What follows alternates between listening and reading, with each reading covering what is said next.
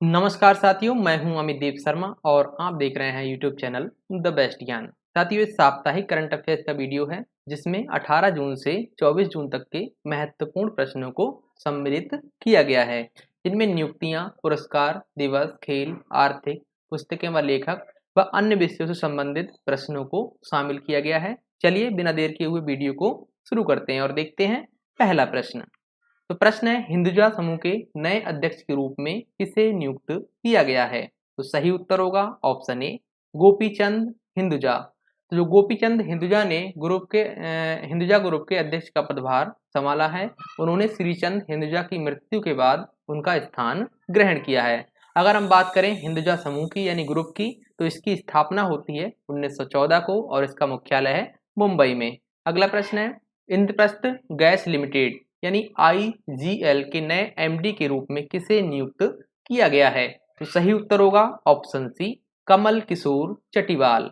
तो देश की सबसे बड़ी सीएनजी वितरण कंपनी आईजीएल के एमडी के रूप में कमल किशोर चटीवाल को नियुक्त किया गया है। अगर हम बात करें आईजीएल की स्थापना की, तो इसकी स्थापना होती है 1998 में।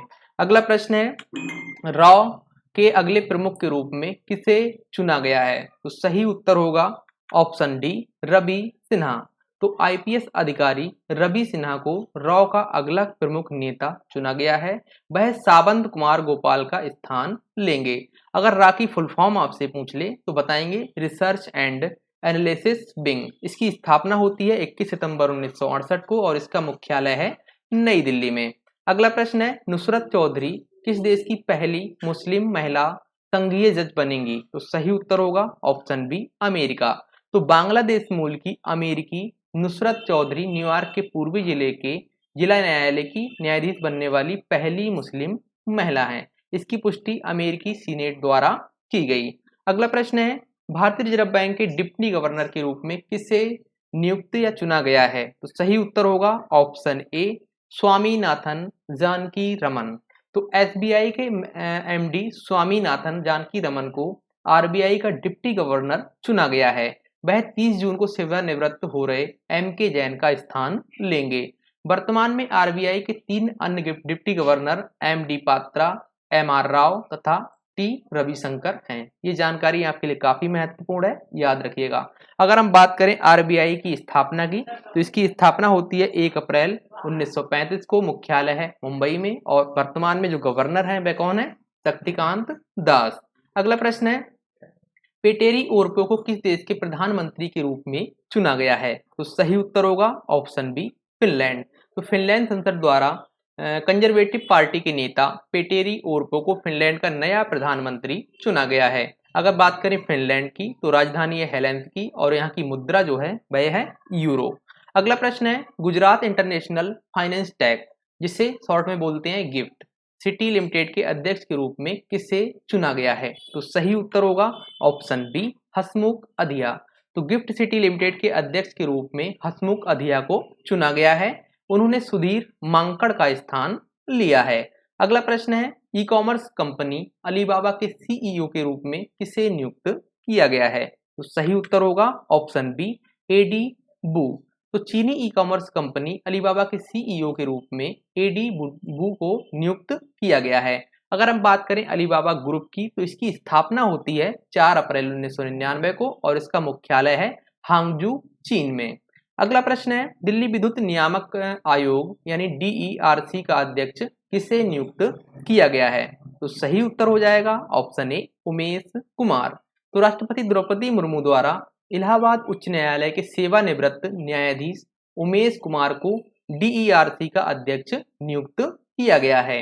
अगला प्रश्न है, ब्रिक्स सीसीआई महिला वर्टिकल के अध्यक्ष के रूप में किसे नियुक्त किया गया है?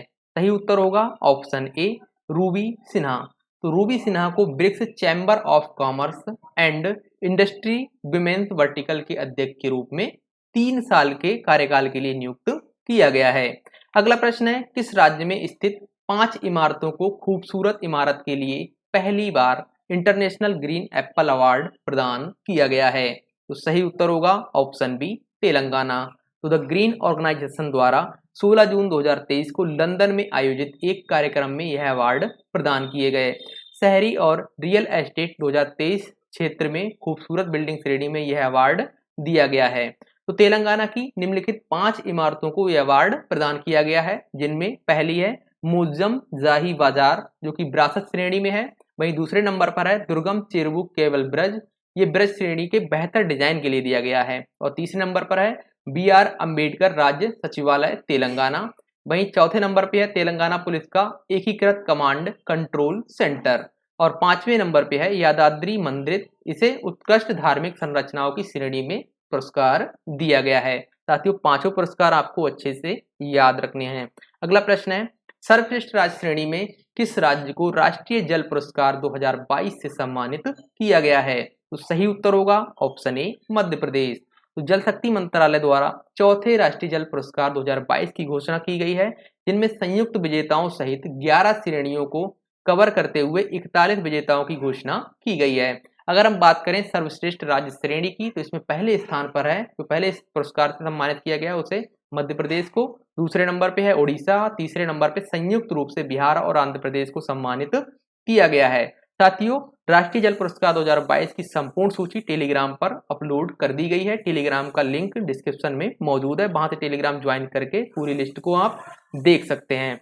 अगला प्रश्न है गांधी शांति पुरस्कार 2021 से हाल ही में किसे सम्मानित किया गया? तो सही उत्तर होगा ऑप्शन बी गीता प्रेस को। तो उत्तर प्रदेश के गोरखपुर स्थित गीता प्रेस को गांधी शांति पुरस्कार 2021 से सम्मानित किया गया है। अगर हम बात करें गीता प्रेस की, तो इसकी स्थापना होती है 29 अप्रैल 1923 को। संस्थापक इसके हैं श्री जयदयाल गोप चंद्र का। अगर बात करें मुख्यालय की, तो इसका मुख्यालय है गोरखपुर उत्तर प्रदेश में। अगला प्रश्न है प्रोफेसर कोथापल्ली जयशंकर पुरस्कार के लिए किसे चुना गया है? तो सही उत्तर होगा ऑप्शन ए आचार्य एन गोपी।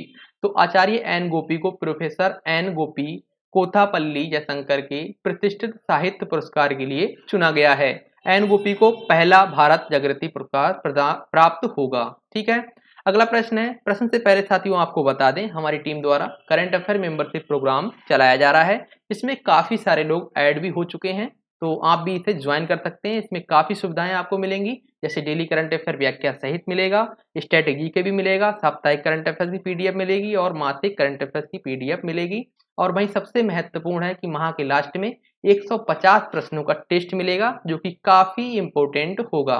तो अधिक जानकारी के लिए लिंक जो है वो डिस्क्रिप्शन में मैंने मेंशन कर दिया है, वहां पे जाके चेक कर सकते हैं। और साथियों, सामान्य अध्ययन की कई सारी बुक्स वो ई बुक्स जो हैं पीडीएफ के रूप में वेबसाइट पर उपलब्ध करा दी गई हैं, जो कि काफी महत्वपूर्ण है, उन्हें आप डाउनलोड कर सकते हैं, लिंक डिस्क्रिप्शन में मौजूद है। अगला प्रश्न है देश की किस लेखिका को उनके निबंध आजादी के लिए 45वें यूरोपीय निबंध पुरस्कार से सम्मानित किया गया है? तो सही उत्तर होगा ऑप्शन सी अरुंधति राय।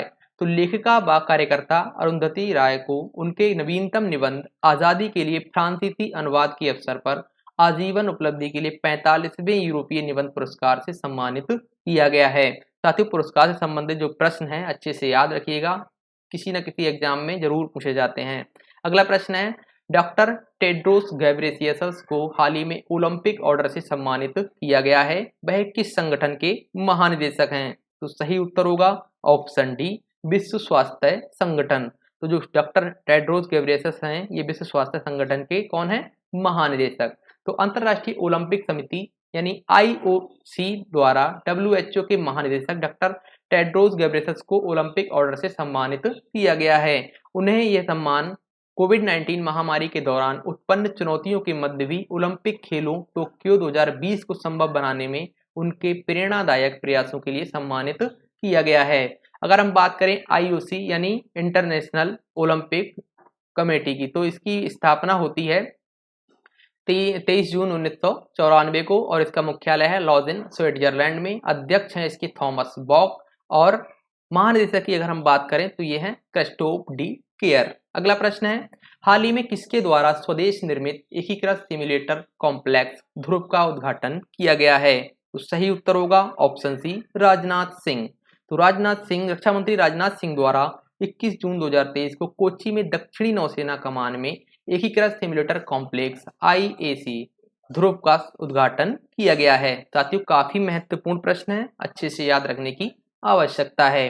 अगला प्रश्न है, हाल ही में जेंडर गैप रिपोर्ट 2023 के अनुसार भारत लैंगिक समानता के मामले में 146 देशों में कौन से स्थान पर रहा है? तो सही उत्तर होगा ऑप्शन बी, 127वें स्थान पर। तो विश्व आर्थिक मंच द्वारा जारी जेंडर गैप रिपोर्ट 2023 के अनुसार भारत लैंगिक समानता के मामले में 146 देशों में 127वें स्थान पर रहा है। अगर हम बात करें वर्ष 2022 की, तो वर्ष 2022 में भारत 135वें स्थान पर रहा था, यानी काफी सुधार देखने को मिला है इस वर्ष की रिपोर्ट में। इस रिपोर्ट के अनुसार आइसलैंड जो है वह शीर्ष पर रहा है। तो शीर्ष 3 देश अगर हम देखें तो पहले पे आइसलैंड है, दूसरे पे नॉर्वे है और तीसरे पर है फिनलैंड। अगर बात कर लेते हैं पड़ोसी देशों की भारत के, तो इसमें पाकिस्तान जो है वह 142वें स्थान पर है, बांग्लादेश आपका है 59वें स्थान पे, चीन है 107वें स्थान पे, नेपाल 116वें स्थान पे है, श्रीलंका 115वें स्थान पे है तथा भूटान जो है वह 103वें स्थान पर है। अगला प्रश्न है, भारतीय सेना द्वारा किस देश में आयोजित बहुराष्ट्रीय संयुक्त अभ्यास खान क्वेस्ट 2023 में भाग लिया गया है? तो सही उत्तर होगा ऑप्शन डी, मंगोलिया। तो भारतीय सेना का प्रतिनिधित्व जो है वह गढ़वाल राइफल्स की टुकड़ी द्वारा किया गया। अगर हम बात करें मंगोलिया की, तो राजधानी है उलान बटार और मुद्रा है मंगोलियन यूरो। और वहीं अगर बात करें प्रधानमंत्री की, तो कुनागिन सुरेलसुख हैं। ठीक है। अगला प्रश्न है, भारत की G20 अध्यक्षता के तहत विज्ञान 20 की बैठक का आयोजन हाल ही में कहाँ किया गया? तो सही उत्तर होगा ऑप्शन सी, भोपाल में। तो मध्य प्रदेश के भोपाल में 16 से 17 जून 2023 को इसका आयोजन किया गया, जिसकी अध्यक्षता प्रोफेसर आशुतोष शर्मा द्वारा की गई। अगर आपसे पूछ ले इस बैठक की थीम की, तो थीम थी विज्ञान को समाज और संस्कृति से जोड़ना। अगला प्रश्न है, इंडोनेशिया ओपन में मेंस डबल्स का खिताब भारतीय जोड़ी ने जीता है, किस भारतीय जोड़ी ने जीता है? तो सही उत्तर होगा ऑप्शन ए, सात्विक और चिराग की जोड़ी ने। तो यानी ऑप्शन ए सही होगा। तो भारतीय जोड़ी सात्विक साईराज और चिराग शेट्टी ने पहली बार इंडोनेशिया ओपन का खिताब जीता है। उन्होंने मलेशिया के ओरोनचिपा और बुई ईक्सो की जोड़ी को 21-17 और 21-18 से हराकर खिताब जीता है। अगला प्रश्न है, विश्व स्क्वैश चैंपियनशिप 2023 का खिताब किसने जीता है? तो सही उत्तर होगा ऑप्शन सी, इजिप्ट यानी मिस्र ने। तो इजिप्ट ने मलेशिया को 2-1 से हराकर विश्व स्क्वैश चैंपियनशिप 2023 का खिताब जीता है। इस चैंपियनशिप का अगर आयोजन पूछ ले, तो इसका आयोजन जो है वह चेन्नई में किया गया था। अगला प्रश्न है, भारत ने किस देश को हराकर इंटर कॉन्टिनेंटल कप जीता है? तो सही उत्तर होगा ऑप्शन ए, लेबनान। तो भारत ने लेबनान को 2-0 से हराकर इंटर कॉन्टिनेंटल कप जीता है। फाइनल मैच भुवनेश्वर के कलिंगा स्टेडियम में खेला गया। अखिल भारतीय फुटबॉल महासंघ द्वारा आयोजित यह 4 देशों का फुटबॉल टूर्नामेंट है, जिसमें भारत, लेबनान, सीरिया व कजाकिस्तान की फुटबॉल टीमें भाग लेती हैं। ये जो लास्ट वाली लाइन मैंने आपको बोली है, इसे अच्छे से याद रखिएगा। अगला प्रश्न है, भारत के राष्ट्रीय खेलों के 37वें संस्करण के लिए क्या शुभंकर लॉन्च किया गया है? तो सही उत्तर होगा ऑप्शन बी, मोगा। तो गोवा के सीएम जो मुख्यमंत्री हैं प्रमोद सावंत द्वारा तालेगांव के डॉक्टर श्यामा प्रसाद मुखर्जी स्टेडियम में भारत के राष्ट्रीय खेलों के 37वें संस्करण के लिए शुभंकर के रूप में मोगा को लॉन्च किया गया है। अगला प्रश्न है, कैनेडियन ग्रैंड प्रिक्स 2023 का खिताब हाल ही में किसने जीता है? तो सही उत्तर होगा ऑप्शन बी, मैक्स वर्स्टरपन। तो मैक्स वर्स्टरपन जो कि नीदरलैंड के हैं ने कैनेडियन ग्रैंड प्रिक्स 2023 का खिताब जीत लिया है। अगला प्रश्न है, एशियाई तलवारबाजी चैंपियनशिप में भारत की भवानी देवी ने कौन सा पदक जीता है? तो सही उत्तर होगा ऑप्शन बी, कांस्य पदक। तो चीन की बुक्सी में आयोजित एशियाई फेसिंग चैंपियनशिप में भवानी देवी ने क्वार्टर फाइनल में मिसाकी एमुरा को हराकर कांस्य पदक जीता है। इस चैंपियनशिप में भारत का यह पहला पदक है। साथियों, अगर वीडियो जरा सा भी आपको इंपॉर्टेंट लगता है तो इसे लाइक जरूर करें, चैनल पर नए हैं तो सब्सक्राइब कर लें और इसे स्टडी से रिलेटेड ग्रुप में जरूर शेयर करें। अगला प्रश्न है, national collegiate table tennis association पुरुष एथलीट ऑफ द ईयर पुरस्कार जीतने वाले पहले भारतीय हाल ही में कौन बने हैं? तो सही उत्तर होगा ऑप्शन ए, मुदित दानी। तो भारतीय पैडलर मुदित दानी इस पुरस्कार को जीतने वाले पहले भारतीय एथलीट बन गए हैं। अगला प्रश्न है, किस फुटबॉल खिलाड़ी ने सर्वाधिक 200 मैच खेलकर वर्ल्ड रिकॉर्ड बनाया है? तो सही उत्तर होगा ऑप्शन ए क्रिस्टियानो रोनाल्डो। तो क्रिस्टियानो रोनाल्डो जो कि पुर्तगाल के हैं ने सर्वाधिक 200 मैच खेलकर गिनीज वर्ल्ड रिकॉर्ड ऑफ बनाया है। अगला प्रश्न है, केंद्र सरकार द्वारा सरकारी अधिकारियों के कौशल को बढ़ाने के उद्देश्य से कौन सी पहल शुरू की गई है? तो सही उत्तर होगा ऑप्शन डी दक्षता। तो सरकारी अधिकारियों के कौशल को बढ़ाने के उद्देश्य से दक्षता पहल की शुरुआत की गई है। अगर साथियों आपसे दक्षता की फुल फॉर्म पूछ ले तो आप जरूर बताएंगे, development of attitude knowledge skill for holistic transformation in administration. अगला प्रश्न है, किस राज्य सरकार द्वारा पॉलिटेक्निक चलो अभियान की शुरुआत की गई है? तो सही उत्तर होगा ऑप्शन डी उत्तर प्रदेश। तो उत्तर प्रदेश राज्य में तकनीकी शिक्षा को बढ़ावा देने के उद्देश्य से मुख्यमंत्री योगी आदित्यनाथ द्वारा पॉलिटेक्निक चलो अभियान की शुरुआत की गई। इस अभियान का प्रमुख उद्देश्य युवाओं को तकनीकी शिक्षा से जोड़कर उनके लिए रोजगार के अवसर सृजन करना तथा युवाओं को सरकारी व निजी संस्थानों में दाखिला दिलाना है। अगला प्रश्न है, विश्व बैंक द्वारा दक्षिण एशिया में पहली सड़क सुरक्षा परियोजना किस देश में शुरू की गई? तो सही उत्तर होगा ऑप्शन सी बांग्लादेश। तो विश्व बैंक द्वारा दक्षिण एशिया में बांग्लादेश में अपनी पहली सड़क सुरक्षा परियोजना का शुभारंभ किया गया। विश्व बैंक द्वारा 14 जून 2023 को बांग्लादेश के ढाका में 358 मिलियन अमेरिकी डॉलर के वित्त पोषण समझौते पर हस्ताक्षर किए गए। यह परियोजना बांग्लादेश में 2 राष्ट्रीय राजमार्ग गाजीपुर एलेंगा जिसे NH4 बोलते हैं तथा नटौर नवाबगंज से N6 पर ध्यान केंद्रित करेगी। साथियों NH4 नहीं N4 है, ओके, ध्यान रखिएगा। अगला प्रश्न है, किस राज्य सरकार द्वारा गृह ज्योति योजना की शुरुआत की गई है? तो सही उत्तर होगा ऑप्शन ए कर्नाटक। तो कर्नाटक सरकार द्वारा राज्य के गरीब तथा मध्यम वर्ग के परिवारों को किफायती आवास प्रदान करने के उद्देश्य से गृह ज्योति योजना की शुरुआत की गई है। यह योजना सभी के लिए आवास योजना का हिस्सा है। इस योजना के तहत पात्र परिवारों को 2.5 लाख रुपए की वित्तीय सहायता प्रदान की जाएगी तथा घर निर्माण के लिए लिए गए ऋण के ब्याज पर सब्सिडी दी जाएगी। अगला प्रश्न है, किस राज्य सरकार द्वारा गोधन न्याय योजना की शुरुआत की गई है? तो सही उत्तर होगा ऑप्शन ए झारखंड। इस योजना के तहत सरकार किसानों से गाय का गोबर खरीदकर उससे बायोगैस तथा जैविक खाद का निर्माण करेगी। तो साथियों योजना से संबंधित आपके एग्जाम्स में प्रश्न आते रहते हैं, देखने को मिलते रहते हैं, तो इन्हें अच्छे से याद रखने की आवश्यकता है। अगला प्रश्न है, फिच रेटिंग्स द्वारा वित्त वर्ष 2023-24 में भारत की GDP वृद्धि दर कितने प्रतिशत रहने का अनुमान लगाया गया है? तो सही उत्तर होगा ऑप्शन बी 6.3%। तो फिच रेटिंग्स द्वारा चालू वित्त वर्ष 2023-24 में भारत की GDP वृद्धि दर के अपने पूर्वानुमान जो कि 6% को बढ़ाकर 6.3% कर दिया गया है। अगर आपसे पूछ ले फिच रेटिंग्स के बारे में तो स्थापना इसकी होती है 24 दिसंबर 1913 को। मुख्यालय इसका है न्यूयॉर्क USA में और इसके अध्यक्ष हैं यान लेनेन। अगला प्रश्न है, एनईसी इंटरनेशनल एनिमेशन फेस्टिवल यानी AIAF का आयोजन किस देश में किया गया जिसमें भारत ने पहली बार हिस्सा लिया है? तो सही उत्तर होगा ऑप्शन ए फ्रांस में। तो AIAF का आयोजन फ्रांस के एनेली शहर में 11 से 17 जून को हुआ। भारत की ओर से सूचना एवं प्रसारण सचिव अपूर्व चंद्रा द्वारा इस फेस्टिवल में प्रतिनिधित्व किया गया। अगर आपसे पूछ ले फ्रांस के बारे में तो राजधानी इसकी है पेरिस, प्रधानमंत्री हैं एलिजाबेथ बोर्न और राष्ट्रपति हैं इमैनुअल मैक्रो और यहाँ की मुद्रा अगर आपसे पूछ ले तो बताएंगे यूरो। अगला प्रश्न है, स्पेस एक्स द्वारा किस देश के क्षत्रिय वन संचार उपग्रह को लॉन्च किया गया है? तो सही उत्तर होगा ऑप्शन बी इंडोनेशिया। तो इंडोनेशिया के संचार उपग्रह क्षत्रिय वन को एलन मस्क की अंतरिक्ष एजेंसी स्पेस एक्स द्वारा फाल्कन 9 रॉकेट द्वारा लॉन्च किया गया है।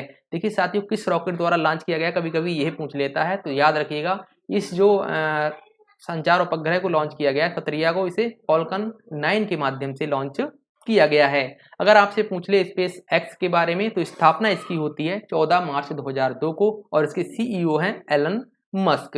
अगला प्रश्न है, ए life well spend for decades in the Indian foreign service नामक पुस्तक हाल ही में किसके द्वारा लिखी गई है? तो सही उत्तर होगा ऑप्शन डी सतीश चंद्रा। तो भारतीय राजनयिक सतीश चंद्रा द्वारा इस पुस्तक को लिखा गया है। उन्होंने इस पुस्तक में 1965 से 2005 तक के अपने भारतीय विदेश सेवा यानी IFS करियर को रेखांकित किया है। अगला प्रश्न है, किस राज्य सरकार द्वारा डीजीपी नियुक्त करने संबंधी अधिकार देने वाला विधेयक पारित किया गया है? तो सही उत्तर होगा ऑप्शन डी, पंजाब। तो पंजाब सरकार द्वारा पुलिस अधिनियम 2007 में खंड और उपखंड में संशोधन करने के लिए पंजाब पुलिस संशोधन विधेयक 2023 पारित किया गया है। यह विधेयक राज्य सरकार को अपनी पसंद का डीजीपी नियुक्त करने का अधिकार प्रदान करेगा। अगला प्रश्न है, समलैंगिक विवाह की अनुमति देने वाला पहला मध्य यूरोपीय राष्ट्र कौन सा बना है? तो सही उत्तर हो जाएगा ऑप्शन ए, एस्टोनिया। तो एस्टोनिया समलैंगिक विवाह को मंजूरी प्रदान करने वाला पहला मध्य यूरोपीय राष्ट्र बना है। अगर आपसे पूछ ले एस्टोनिया के बारे में तो इसकी राजधानी है तालिन, मुद्रा है यूरो, प्रधानमंत्री है काजा कल्लास। अगला प्रश्न है, देश का कौन सा राज्य पहले मोटो जीपी कार्यक्रम की मेजबानी करेगा? तो सही उत्तर हो जाएगा ऑप्शन डी, उत्तर प्रदेश। तो देश के पहले मोटो जीपी रेसिंग कार्यक्रम का आयोजन उत्तर प्रदेश के ग्रेटर नोएडा में 22 से 23 सितंबर 2023 के दौरान होगा। इसका जो आयोजन है वह बुद्ध इंटरनेशनल सर्किट में होगा। अगला प्रश्न है, दुनिया के सबसे बड़े रामायण मंदिर का निर्माण किस राज्य में शुरू हुआ है? तो सही उत्तर होगा ऑप्शन सी, बिहार में। तो बिहार के पूर्वी चंपारण में दुनिया के सबसे बड़े रामायण मंदिर का निर्माण शुरू हुआ है। इसका निर्माण कार्य जो है वह वर्ष 2025 के अंत तक पूरा कर लिया जाएगा। इसका निर्माण जो है वह 3.67 लाख वर्ग फुट क्षेत्रफल पर होगा, जिसकी अनुमानित लागत की अगर हम बात करें तो ये 500 करोड़ होगी। अगला प्रश्न है, दुनिया की सबसे तेज मोटर बाइक रेस मोटो जीपी 2023 का पहला टिकट किसके द्वारा जारी किया गया है? तो सही उत्तर होगा ऑप्शन बी, योगी आदित्यनाथ द्वारा। तो उत्तर प्रदेश के ग्रेटर नोएडा में 22 से 23 सितंबर 2023 के दौरान आयोजित होने वाली दुनिया की सबसे तेज मोटर बाइक रेस मोटो जीपी का पहला टिकट जो है वह मुख्यमंत्री योगी आदित्यनाथ द्वारा जारी किया गया है। तो भारत पहली बार इस रेस की मेजबानी कर रहा है। ये पॉइंट आपको अच्छे से याद रखना है। अगला प्रश्न है, भारत ने किस देश से सेनाओं के लिए शक्तिशाली ड्रोन MQ-9B प्रीडेटर खरीदने का फैसला किया है? तो सही उत्तर होगा ऑप्शन सी, अमेरिका से। तो रक्षा मंत्री राजनाथ सिंह की अध्यक्षता वाली भारत की रक्षा अधिग्रहण परिषद द्वारा 31 आर्म्ड ड्रोन MQ-9B प्रीडेटर खरीदने की मंजूरी दी गई है, जिन्हें अमेरिका से खरीदा जाएगा। यह ड्रोन तीनों सेनाओं को प्रदान किए जाएंगे, जिनमें थल सेना को 8 ड्रोन, वायुसेना को 8 ड्रोन, नौसेना को 14 ड्रोन प्रदान किए जाएंगे। अगला प्रश्न है, केंद्र सरकार द्वारा दिल्ली स्थित Nehru memorial museum and library society का नाम बदलकर क्या कर दिया गया है? तो सही उत्तर होगा ऑप्शन सी, प्रधानमंत्री memorial museum and library society. तो 15 जून 2023 को राजनाथ सिंह की अध्यक्षता में आयोजित हुई सोसाइटी की बैठक में यह फैसला लिया गया। तो Nehru memorial museum and library के अध्यक्ष प्रधानमंत्री जी हैं तथा उपाध्यक्ष अगर आपसे पूछ ले तो ये राजनाथ सिंह जी हैं। अगला प्रश्न है, देश के किस रेलवे स्टेशन को फसाई द्वारा ईट राइट स्टेशन टैग प्रदान किया गया है? तो सही उत्तर होगा ऑप्शन बी, गुवाहाटी को। तो असम के गुवाहाटी रेलवे स्टेशन को भारतीय खाद्य सुरक्षा और मानक प्राधिकरण, जिसे फसाई बोलते हैं, FSSAI द्वारा यात्रियों को अच्छी गुणवत्ता तथा पौष्टिक भोजन प्रदान करने के लिए ईट राइट स्टेशन प्रमाणन यानी टैग से सम्मानित किया गया है। यह प्रमाणन 2 जून 2023 से अगले 2 वर्ष के लिए वैध है। अगर आपसे पूछ ले फसाई के बारे में तो इसकी स्थापना होती है 5 सितंबर 2008 को, मुख्यालय नई दिल्ली में है।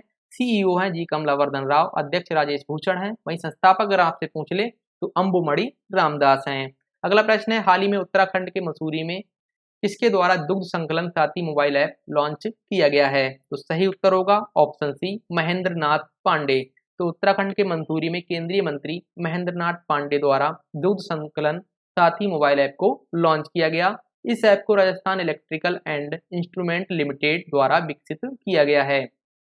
तो इसका मुख्य उद्देश्य दूध संग्रह प्रक्रिया की प्रमुख चुनौतियों का समाधान करके भारतीय डेयरी उद्योग में परिवर्तन लाना है। अगला प्रश्न है, किस राज्य के 7वें टाइगर रिजर्व के रूप में रानी दुर्गावती टाइगर रिजर्व को मान्यता प्रदान की गई है? तो सही उत्तर होगा ऑप्शन बी, मध्य प्रदेश।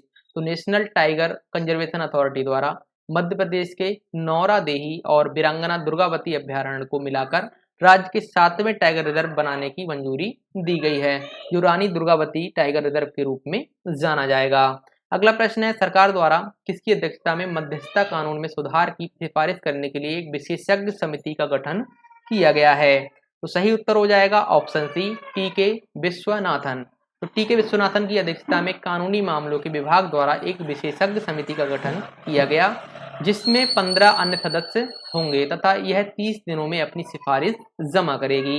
इस समिति का गठन मध्यस्थता और सुलह अधिनियम 1996 में सुधारों की सिफारिश करने के लिए किया गया है। अगला प्रश्न है, किस राज्य में प्रसिद्ध जगन्नाथ रथ यात्रा शुरू हुई है? तो सही उत्तर हो जाएगा ऑप्शन डी, ओडिशा में। तो ओडिशा के पुरी में विश्व प्रसिद्ध जगन्नाथ रथ यात्रा 20 जून 2023 को शुरू हुई है। इसका समापन 21 जून 2023 को हो गया। अगला प्रश्न है, भारत ने किस देश को मिसाइल कार्बेट INS कृपाण उपहार में देने की घोषणा की है? तो सही उत्तर होगा ऑप्शन बी, वियतनाम को। तो 19 जून 2023 को रक्षा मंत्री राजनाथ सिंह ने वियतनाम के रक्षा मंत्री जनरल फॉन वॉन ग्यान के साथ नई दिल्ली में बातचीत की। इसी दौरान स्वदेश निर्मित मिसाइल कार्बेट INS कृपाण को उपहार में देने की घोषणा की है। अगला प्रश्न है, प्रधानमंत्री नरेंद्र मोदी द्वारा G20 को G21 में बदलने के लिए किस संघ को सदस्य बनाए जाने का प्रस्ताव दिया गया है? तो सही उत्तर होगा ऑप्शन ए, अफ्रीकी संघ। तो प्रधानमंत्री मोदी द्वारा G20 के नेताओं को जून 2023 में अफ्रीकी संघ को सदस्य बनाए जाने के लिए पत्र लिखा गया है। तो सही, अगर इसकी बात करें G20 की, तो इसकी स्थापना होती है सितंबर 1999 में। सदस्य देश अभी हैं 20, जिसमें 19 देश हैं और एक यूरोपीय संघ है। वर्तमान अध्यक्ष तो आपको पता ही होंगे, नरेंद्र मोदी जी हैं, यानी भारत। तो भारत G20 की अध्यक्षता कर रहा है वर्ष 2023 में। अगला प्रश्न है, नॉलेज शेयरिंग प्लेटफॉर्म हाल ही में किसके द्वारा लॉन्च किया गया? तो सही उत्तर होगा ऑप्शन सी, NHAI द्वारा। तो भारतीय राष्ट्रीय राजमार्ग प्राधिकरण यानी NHAI द्वारा नॉलेज शेयरिंग प्लेटफॉर्म लॉन्च किया गया है। इसकी सहायता से आम लोग भी अपने सुझाव दे सकेंगे। तो अगर पूछ ले NHAI के बारे में, तो इसकी स्थापना होती है 1995 में, मुख्यालय नई दिल्ली में है। अगला प्रश्न है, प्रधानमंत्री नरेंद्र मोदी के नेतृत्व में कितने देशों के प्रतिनिधियों ने संयुक्त राष्ट्र मुख्यालय में एक साथ योग करके गिनीज वर्ल्ड रिकॉर्ड बनाया है? तो सही उत्तर होगा ऑप्शन डी, 135। तो 21 जून 2023 को अंतर्राष्ट्रीय योग दिवस के अवसर पर PM मोदी के नेतृत्व में योग कार्यक्रम का आयोजन संयुक्त राष्ट्र द्वारा राष्ट्र मुख्यालय में किया गया, जिसमें 135 देशों के प्रतिनिधियों ने एक साथ योग करने का गिनीज वर्ल्ड रिकॉर्ड बनाया। गिनीज के प्रतिनिधि द्वारा संयुक्त राष्ट्र में भारत की स्थायी प्रतिनिधि रुचिरा कंबोज को प्रमाण पत्र प्रदान किया गया। साथियों, ये प्रश्न काफी महत्वपूर्ण है, तो इसे अच्छे से याद रखिएगा। अगला प्रश्न है, PM मोदी ने अमेरिकी यात्रा के दौरान किस पुस्तक के पहले संस्करण को अमेरिकी राष्ट्रपति जो बाइडेन को उपहार स्वरूप दिया गया? तो सही उत्तर हो जाएगा ऑप्शन बी, 10 प्रिंसिपल ऑफ निषद। ठीक है, तो 10 प्रिंसिपल ऑफ उपनिषद, ये पुस्तक जो है वह अमेरिकी राष्ट्रपति जो बाइडेन को प्रधानमंत्री मोदी द्वारा उपहार में दी गई। अगर हम बात करें, अमेरिकी राष्ट्रपति द्वारा PM मोदी को रात्रि भोजन पर आमंत्रित किया गया था। उसी दौरान मोदी जी द्वारा 10 प्रिंसिपल यानी 10 प्रिंसिपल ऑफ उपनिषद नामक पुस्तक के पहले संस्करण को उपहार स्वरूप जो बाइडेन को प्रदान किया गया। अगला प्रश्न है, किस राज्य सरकार द्वारा राज्य में 50,000 महात्मा गांधी सेवा प्रेरक नियुक्त करने की घोषणा की गई है? तो सही उत्तर होगा ऑप्शन ए, राजस्थान। तो राजस्थान के CM द्वारा राज्य में 50,000 महात्मा गांधी सेवा प्रेरकों को नियुक्त करने की घोषणा की गई है। इनकी नियुक्ति महात्मा गांधी के शांति एवं सद्भाव का संदेश घर घर पहुंचाने के लिए की गई है। अगला प्रश्न है, केंद्र सरकार द्वारा किस वर्ष से ट्रकों में एयर कंडीशनर यानी AC को अनिवार्य करने की घोषणा की गई है? तो सही उत्तर होगा ऑप्शन बी, 2025 तक। तो सड़क परिवहन और राजमार्ग मंत्री नितिन गडकरी द्वारा घोषणा की गई है कि सभी ट्रकों में वर्ष 2025 से AC केबिन अनिवार्य हो जाएगा। अगला प्रश्न है, अंतर्राष्ट्रीय पिकनिक दिवस की तिथि को मनाया जाता है? तो सही उत्तर होगा ऑप्शन डी, 18 जून को। अगला प्रश्न है, जून 2023 के दौरान अंतर्राष्ट्रीय पिकनिक दिवस की तिथि को मनाया गया? तो सही उत्तर हो जाएगा ऑप्शन बी, 18 जून। तो जून माह के तीसरे रविवार को प्रत्येक वर्ष इंटरनेशनल फादर्स डे मनाया जाता है, जो इस वर्ष 18 जून को मनाया गया। अगला प्रश्न है, विश्व शरणार्थी दिवस की तिथि को मनाया जाता है? तो सही उत्तर होगा ऑप्शन ए, 20 जून को। अगर वर्ष 2023 की थीम पूछ ले तो होप अवे फ्रॉम होम है। संयुक्त राष्ट्र द्वारा इस दिवस को मनाने की घोषणा वर्ष 2000 में की गई तथा पहली बार 2001 में मनाया गया। अगला प्रश्न है, अंतर्राष्ट्रीय योग दिवस की तिथि को मनाया जाता है? तो सही उत्तर होगा ऑप्शन बी 21 जून को। तो योग के बारे में जागरूकता बढ़ाने के उद्देश्य से प्रत्येक वर्ष 21 जून को अंतर्राष्ट्रीय योग दिवस के रूप में मनाया जाता है। वर्ष 2023 की थीम है वसुधैव कुटुंबकम के लिए योग। तो प्रधानमंत्री नरेंद्र मोदी द्वारा 27 सितंबर 2014 को संयुक्त राष्ट्र महासभा में योग दिवस का आह्वान किया गया तथा दिवस को मनाने की घोषणा 11 दिसंबर 2014 को की गई। पहली बार यह दिवस 21 जून 2015 को मनाया गया, जिसका आयोजन नई दिल्ली में किया गया। इस वर्ष अंतर्राष्ट्रीय योग दिवस के 9वें संस्करण का जो आयोजन है, उसके मुख्य कार्यक्रम का जो आयोजन वो किया गया मध्य प्रदेश के जबलपुर में। अगला प्रश्न है, विश्व संगीत दिवस किस तिथि को मनाया जाता है? तो सही उत्तर होगा ऑप्शन सी 21 जून को। संगीत के महत्व के बारे में जागरूकता बढ़ाने के उद्देश्य से प्रत्येक वर्ष 21 जून को विश्व संगीत दिवस के रूप में मनाया जाता है। पहली बार यह दिवस वर्ष 1982 में मनाया गया। अगला प्रश्न है, अंतर्राष्ट्रीय संक्रांति दिवस किस तिथि को मनाया जाता है? तो सही उत्तर होगा ऑप्शन बी 21 जून को। तो इस दिवस को संयुक्त राष्ट्र द्वारा 20 जून 2019 को घोषित किया गया, जो 21 जून को मनाया जाता है। ग्रीष्म संक्रांति को दक्षिणी गोलार्ध में वर्ष का सबसे छोटा दिन तथा उत्तरी गोलार्ध में वर्ष का सबसे बड़ा दिन होता है, जो 21 जून को होता है। अगला प्रश्न है, अंतर्राष्ट्रीय ओलंपिक दिवस किस तिथि को मनाया जाता है? तो सही उत्तर हो जाएगा ऑप्शन सी 23 जून को। तो खेल और स्वास्थ्य को बढ़ावा देने के उद्देश्य से प्रत्येक वर्ष 23 जून को अंतर्राष्ट्रीय ओलंपिक दिवस के रूप में मनाया जाता है। इस दिवस की स्थापना अंतर्राष्ट्रीय ओलंपिक समिति IOC द्वारा 1948 में की गई थी। अगला प्रश्न है, संयुक्त राष्ट्र लोक सेवा दिवस किस तिथि को मनाया जाता है? तो सही उत्तर होगा ऑप्शन ए 23 जून को। सार्वजनिक संस्थानों और लोक सेवकों के मूल्य का महत्व बताने के उद्देश्य से प्रत्येक वर्ष 23 जून को संयुक्त राष्ट्र लोक सेवा दिवस के रूप में मनाया जाता है। तो संयुक्त राष्ट्र महासभा द्वारा 20 दिसंबर 2002 को इस दिवस को चुना गया। अगला प्रश्न है, अंतर्राष्ट्रीय विधवा दिवस किस तिथि को मनाया जाता है? तो सही उत्तर होगा ऑप्शन बी 23 जून को। तो संयुक्त राष्ट्र द्वारा वर्ष 2011 में इस दिवस को मनाने की घोषणा की गई थी। तो साथियों, आज की वीडियो में थे ये 65 महत्वपूर्ण प्रश्न जो कि आपके सभी प्रतियोगी परीक्षाओं के लिए काफी महत्वपूर्ण है। तो अगर आपने वीडियो आधे से देखा है तो उसे शुरुआत से जरूर देखें और अपने स्टडी से रिलेटेड ग्रुप्स में जरूर शेयर करें। वीडियो संबंधित आपका अगर कोई भी सुझाव है तो उसे कमेंट करें और वीडियो बहुत ही अच्छा लगा हो तो इसे लाइक जरूर करें। चैनल पर नए हैं तो सब्सक्राइब कर लें। मिलेंगे नेक्स्ट वीडियो में, तब तक के लिए धन्यवाद। जय हिंद।